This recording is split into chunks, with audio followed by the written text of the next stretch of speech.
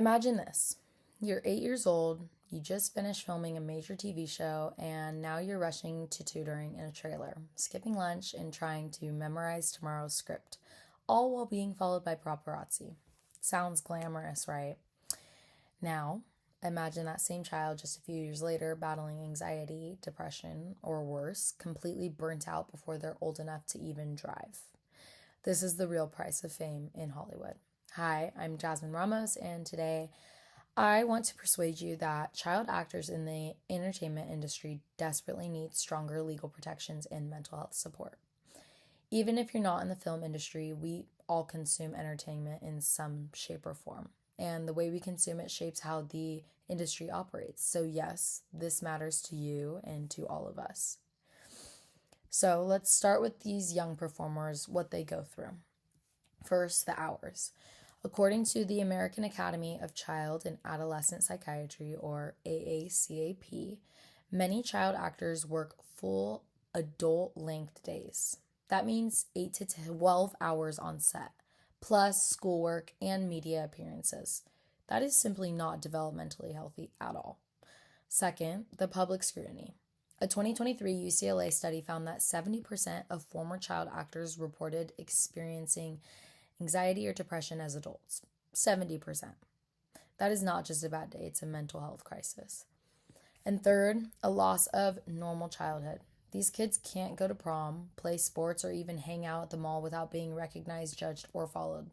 They live under a literal microscope. You think there'd be solid laws in place to protect them, but the truth, there's a patchwork of weak or inconsistent protections across states. Some states have firm labor laws, others not so much. The Child Labor Coalition points out that a few states allow over 10 hours of work per day for minors on set. And what about mental health support? Only 12% of productions provide access to therapists or counselors on set, according to a recent SAG-AFTRA survey. 12%. That means nearly 9 out of 10 young actors are on their own when they're stressed, overwhelmed, or in crisis. Worse still, once the fame fades, they're left behind. No support, no coaching, no help transitioning to a normal life. As reported in the New York Times, many of these kids go from being household names to complete isolation, with absolutely no one checking in.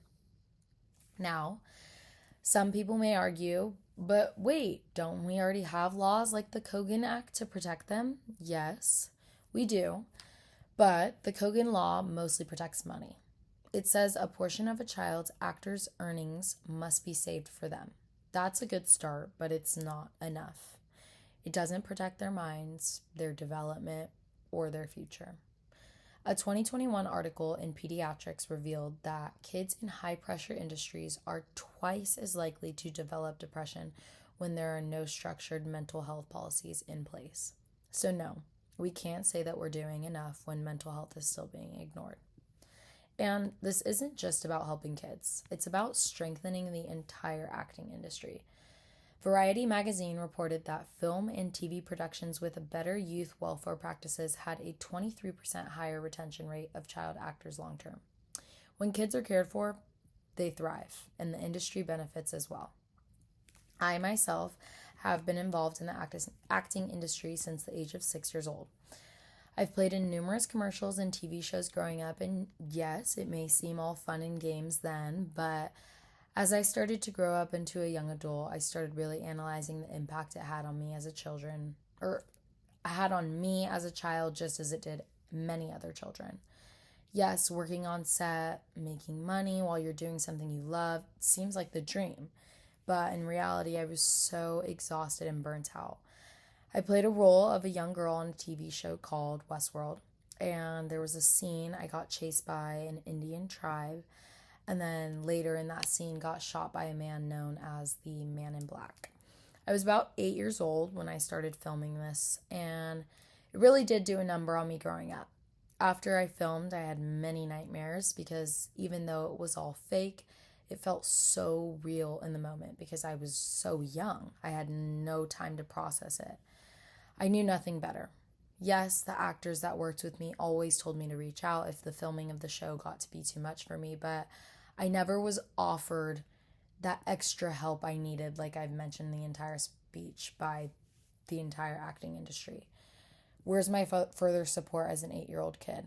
I definitely don't regret doing the part, and I love the memories I made from the experience, but there's more than just one side to each story.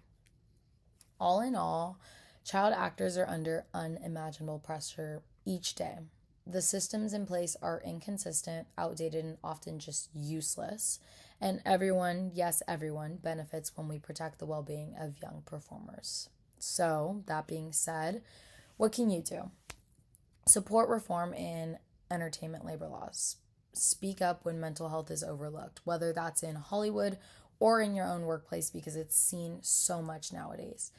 Advocate for mental health resources for all kids, not just child stars, because the next time you watch a young actor on screen, I really want you to think beyond the character and truly think about the child behind the fame and ask yourself, are we protecting them or just applauding them? Thank you.